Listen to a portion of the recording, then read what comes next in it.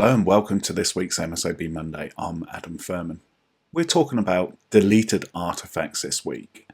And XAMN has a very easy way to indicate deleted files, and they are any number that you see in red brackets. And as we can see in chat, we have 49 deleted artifacts. As with anything, if we go to the pictures category, we can select it here, which will open a new tab with pictures. And one of the ways to view pictures is by the list view, which we're viewing now, and we can see when an item is marked for deletion because it has this handy symbol here. If we were to view our list in a column, it makes it far easier to review that data and sort on that data. We can even add extra columns that we feel are relevant to our column view. And as we go down, we can turn on and off features that we want to be included in our column.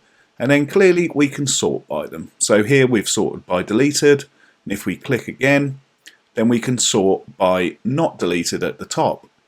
And this is a very handy way of quickly reviewing what artifacts you're interested in seeing. But as with anything deleted, it always requires context for true understanding.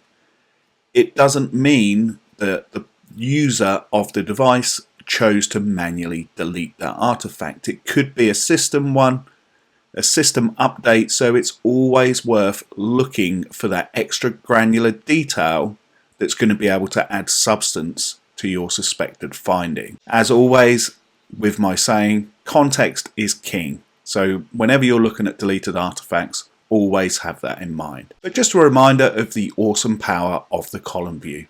You can really make this as powerful as you choose to, and you can completely customize it to what you want.